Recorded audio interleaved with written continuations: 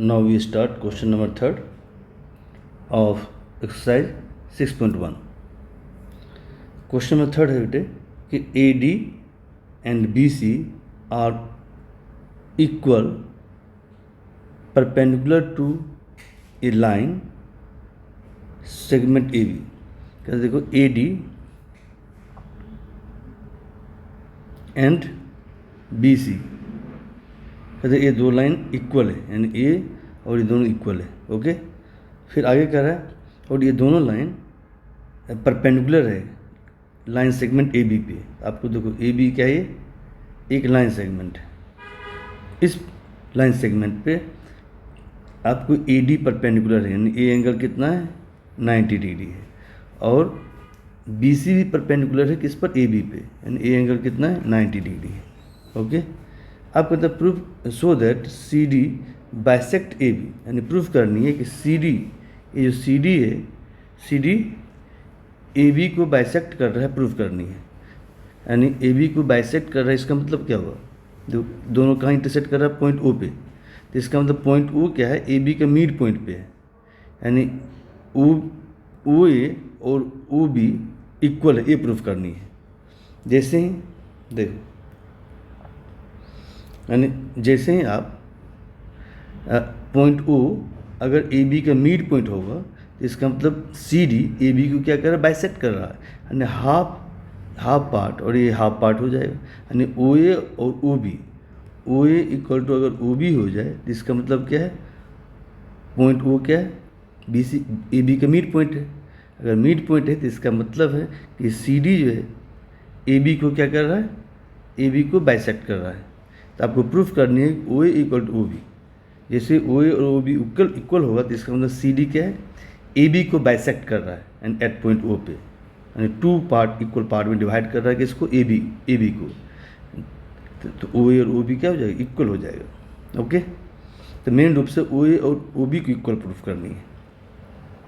तो आते हैं प्रूफ कर लेते हैं. तो ईजी है, क्या क्या करनी है. देखो आपके पास दो ट्रेंगल है, एक ट्रेंगल आपको ये है बी ओ सी, दूसरा है ए ओ डी. इस दो ट्रेंगल में देखो क्या क्या इक्वल है. ए वाली साइड इसके इक्वल है. ओके, ए एंगल कितना है 90 डिग्री, ए एंगल भी कितना 90 डिग्री है, क्योंकि ए बी पे ए डी और बी सी दोनों परपेंडिकुलर है, एंड ए बी पे, ए बी मतलब इस लाइन पे, एंड ए बी परपेंडिकुलर और बी सी भी परपेंडिकुलर है, 90 डिग्री है. ओके, और क्या इक्वल है, और क्या इक्वल है, ए एंगल और ए एंगल इक्वल है, वर्टिकल अपोजिट एंगल इक्वल है, यानी दो एंगल इक्वल है और एक साइड इक्वल है. देखो कौन कौन क्या क्या है, क्या क्या मैंने किया, देखो क्या क्या इक्वल है.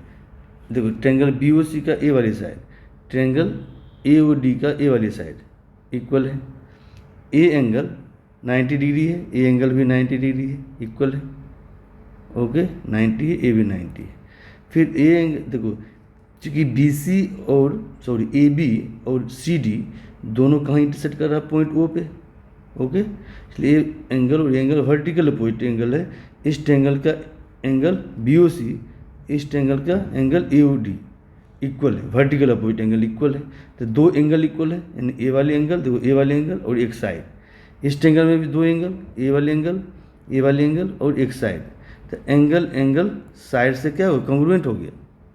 हमने बताया था ना, एक्चुअली आपने थ्योरम पढ़ा है, कौन सा, ए एस ए थ्योरम पढ़ा था. मैंने इसमें बताया था अगर किसी ट्रेंगल में दो एंगल यदि इक्वल है, थर्ड एंगल भी इक्वल हो जाएगा. देखो बच्चे, थर्ड एंगल क्या हो जाएगा, इक्वल हो जाएगा.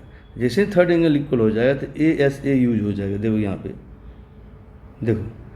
देखो ए एंगल आपको इस एंगल के इक्वल है 90 डिग्री, ए वाली एंगल इस एंगल इक्वल है, वर्टिकल अपोजिट एंगल. अगर दो ट्रेंगल में दो एंगल इक्वल है तो थर्ड एंगल भी इक्वल हो जाएगा. ए वाली एंगल किसके इक्वल हो जाएगा, इस वाले एंगल के इक्वल हो जाएगा. ओके, तो अब देखो बच्चे, देखो इस ट्रेंगल में देखो क्या है, एंगल सी और एंगल बी, इसका इंक्लूडेड साइड कौन है, बी सी है. इस ट्रेंगल में भी देखो ए वाली एंगल और ए वाली एंगल, इसका इंक्लूडेड साइड कौन सा है, ए डी है. यानी क्या हो गया, दो एंगल और इंक्लूडेड साइड इक्वल है. तो इसका मतलब क्या है, दोनों ट्रेंगल में इसका मतलब एंगल साइड एंगल से कॉन्ग्रुएंट हो जाएगा। ठीक है, अगर हम थर्ड एंगल को हम कंसिडर करें तो इसकी ज़रूरत नहीं है। मैंने क्या बताया था आपको, अगर किसी ट्रेंगल में दो एंगल इक्वल है और एक साइड इक्वल है, एक साइड चाहे तो वो इंक्लूडेड साइड हो या इंक्लूडेड साइड ना हो तब पर भी कॉन्ग्रुएंट होगा। यहाँ पे क्या है देखो, ए एंगल इस ट्रेंगल का, ट्रेंगल BOC में ए एंगल और ए एंगल और ए साइड, यही है ना। ए साइड इस दोनों एंगल का इंक्लूडेड साइड नहीं है तब पर भी ये कॉन्ग्रुएंट होगा। ठीक है, ये किससे, ए एंगल एंगल और साइड, एंगल एंगल साइड से कॉन्ग्रुएंट हो गया। ठीक है, या कह सकते हैं साइड एंगल एंगल से क्या होगा, कॉन्ग्रुएंट हो गया। मैंने आपको लिखाया था कि चाहो तो एंगल साइड एंगल हो या एंगल एंगल साइड हो या साइड एंगल एंगल हो, तो ये तीनों में से कोई भी एक होगा तो कॉन्ग्रुएंट होगा। ठीक है, तो जहाँ भी दो एंगल और एक साइड दोनों ट्रेंगल में इक्वल है तो दोनों ट्रेंगल क्या हो, कॉन्ग्रुएंट हो जाएगा। ओके बेटे, तो कॉन्ग्रुएंट कर लेते हैं हम लोग। ओके, स्टार्ट करते हैं क्वेश्चन नंबर 3। देखो डायग्राम बना हुआ, डायग्राम में नहीं बना रहा हूँ, तो डायरेक्ट हम स्टार्ट करते हैं। कौन सा ट्रेंगल, ये ट्रेंगल ले लेते हैं BOC और ये ट्रेंगल ले लेते हैं। ठीक है, लिख दो इन ट्रेंगल क्वेश्चन नंबर 3। देखें इन ट्रेंगल BOC, देखो in triangle BOC and triangle, कौन सा ट्रेंगल है नीचे वाला, कौन सा है, AOD। इस दो ट्रेंगल में क्या क्या इक्वल है, देखो आपको दिया हुआ है इसका BC इसका AD इक्वल है, दिया हुआ देखो कि AD और BC क्या है, इक्वल है। इसका BC हो गया, BC इक्वल टू AD, ये आपको गिवन है। ओके, एक मिनट, फिर और क्या है, ए एंगल, इसका एंगल B 90 डिग्री है। देखो बच्चे, इसका एंगल B 90 डिग्री है, इसका एंगल A 90 डिग्री इस ट्रेंगल का। ठीक है, तो BOC का एंगल B, इसका एंगल B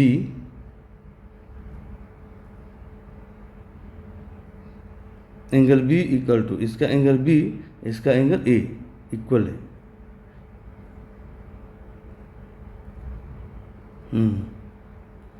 इच कितना है, 90 डिग्री है ना। एक्चुअली क्या है, परपेंडिकुलर है। आपको दिया हुआ है कि AB पे परपेंडिकुलर है कौन, BC और AD है ना। इस तरह लिख सकते हैं, साइड में क्या लिख सकते हैं, since BC is perpendicular to AB and AD भी perpendicular and AD is also perpendicular to AB. Okay, तो therefore क्या हो गया, तो एंगल B और एंगल A 90 डिग्री हो गया। ओके बेटे, फिर और क्या दिया हुआ, देखो इस ट्रेंगल का ए एंगल, इस ट्रेंगल का A angle vertical opposite angle है, इक्वल है, यानी BOC equal to AOD।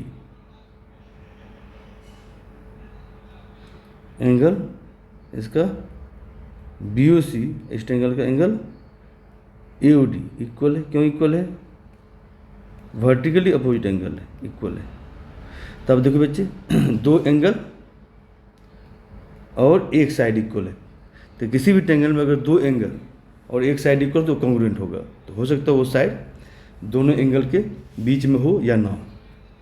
Therefore लिखेंगे, क्या लिखेंगे, देयरफॉर ट्रायंगल हो गया BOC कॉन्ग्रुएंट है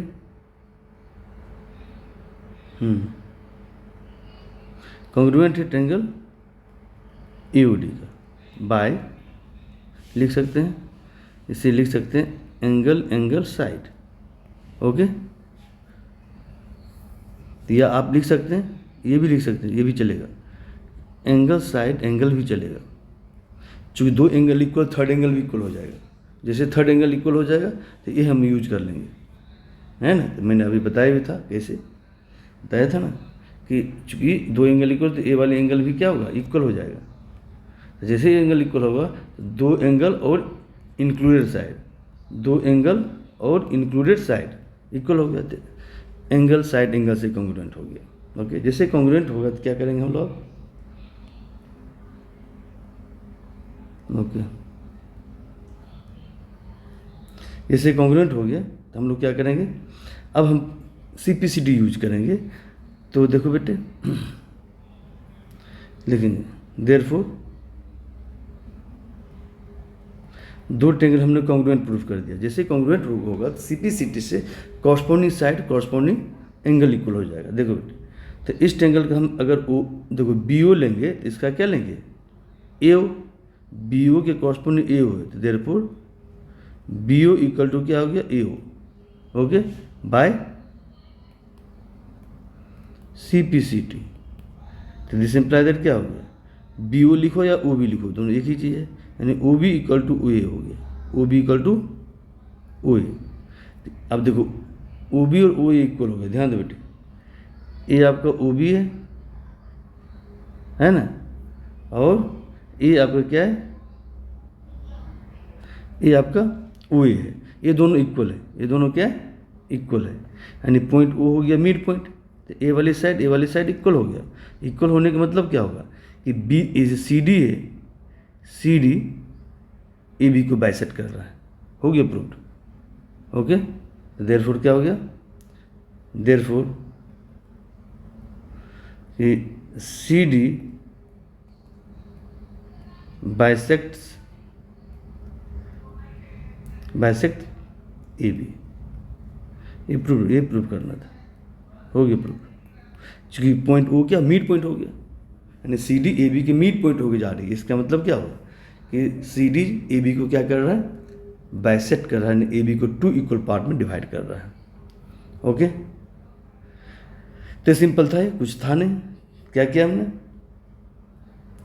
ए साइड इसके इक्वल है, ए एंगल इसके इक्वल है, ये वर्टिकल अपोजिट एंगल है, हो गया, दो एंगल इक्वल है और एक साइड इक्वल है, कॉन्ग्रुएंट हो गया।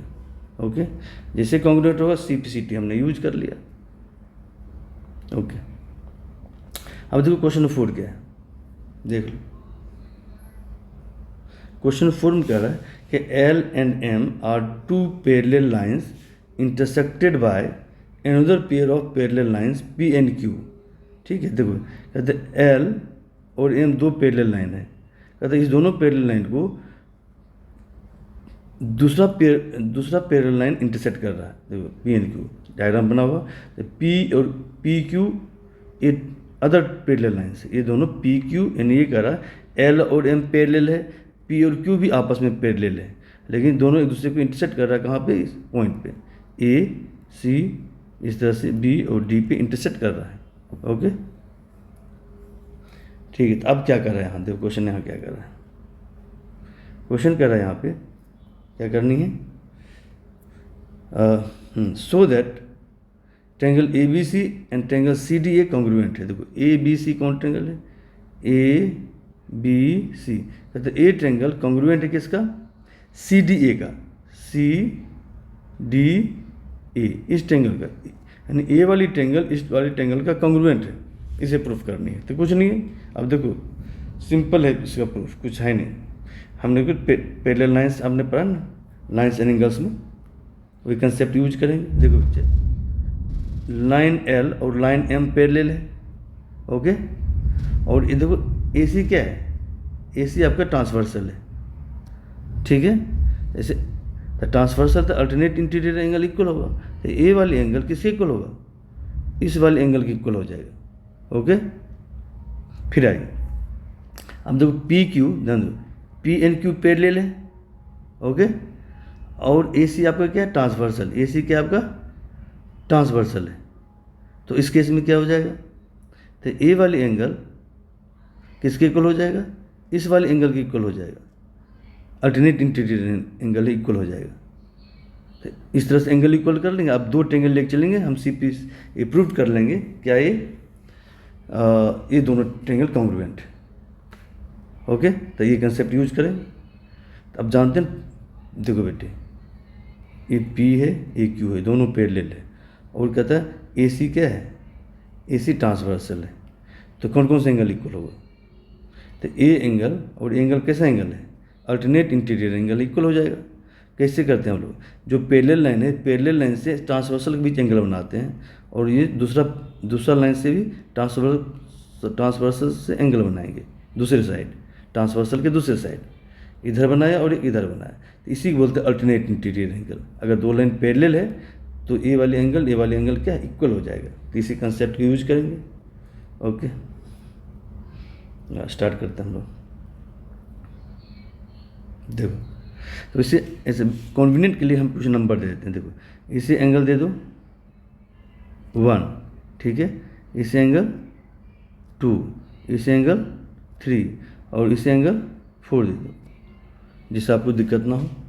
अब देखो बेटे, लिखेंगे सिंस, क्वेश्चन नंबर 4 का सोल्यूशन कर रहे हैं हम लोग। लिखेंगे since L is parallel to M, आपको गिवन है कि ये लाइन क्या है, L और M क्या है, 2 पैरेलल लाइन से, और P और Q भी क्या है, अनदर पैरेलल लाइन से। एंड AC क्या है, AC आपका ट्रांसवर्सल है। देखो AC क्या है, एंड L और M दोनों को इंटरसेक्ट कर रहा है ना। एंड AC, एक मिनट, एंड AC क्या है, AC इज ये ट्रांसवर्सल। ओके, तो देयरफॉर क्या हो गया, देयरफॉर क्या होगा बेटे, कौन सा एंगल इक्वल होगा, देखो लाइन L से ट्रांसवर्सल के बीच एंगल बनाओ, बना दिया ये एंगल। फिर लाइन M से ट्रांसवर्सल के बीच एंगल बनाओ, बना लिया। देखो, तो एंगल 1 और एंगल 3 अल्टरनेट इंटीरियर एंगल है, इक्वल होगा, क्योंकि L और M पैरेलल है। देयरफॉर क्या लिखेंगे, एंगल 1 इक्वल टू क्या हो गया, एंगल 3। क्यों इक्वल है, अल्टरनेट इंटीरियर एंगल है। ओके, इसे इक्वेशन फर्स्ट मान लो। फिर देखो, since P is parallel to Q and AC is a transversal, इसमें भी AC क्या है, ट्रांसवर्सल है। अब देखो बच्चे, है ना, देखो P और Q दो लाइन है, इस दोनों लाइन को AC क्या कर रहा है, इंटरसेक्ट कर रहा है, तो AC ट्रांसवर्सल हो गया। तो क्या हो जाएगा, तो देखो, तो लाइन P से ट्रांसवर्सल के बीच एंगल बनाओ। देखो एंगल बनाओ, यानी लाइन P से ट्रांसवर्सल के बीच एंगल बनाए तो एंगल 4 हो गया। फिर दूसरा लाइन Q है, दूसरे ट्रांसवर्सल के दूसरे साइड, लाइन Q से एंगल बनाओ ट्रांसवर्सल के बीच, ये एंगल बना, यानी एंगल 4 एंगल 2 इक्वल हो गया। क्या हो गया, यानी एंगल 2 एंगल 4 की इक्वल है, अल्टरनेट इंटीरियर एंगल है। क्या करेंगे, देयरफॉर क्या हो गया, एंगल 2 इक्वल टू एंगल 4, ये भी क्या है, अल्टरनेट इंटीरियर एंगल है। ओके, इसे सेकंड मान लो। अब आते हैं बेटे, अब क्या करेंगे, अब ट्रेंगल में आते हैं, जो आपको जिसको प्रूफ करनी है कॉन्ग्रुएंट, इस ट्रेंगल को लेकर चलते हैं। अब हम प्रूफ करेंगे ये कॉन्ग्रुएंट। देखो, इस दोनों ट्रेंगल में क्या क्या इक्वल है, कौन कौन सा एंगल, कौन सा साइड इक्वल है। ठीक है, लिखते हैं now in triangle ABC and CDA। Now in triangle ABC and triangle CDA, ये ओके, हाँ, ट्रेंगल CDA। इस दो ट्रेंगल में देखो क्या क्या इक्वल है। देखो बच्चे, ट्रेंगल ABC में देखो, तो ABC में एंगल 4, देखो इसे रब कर रहा हूँ,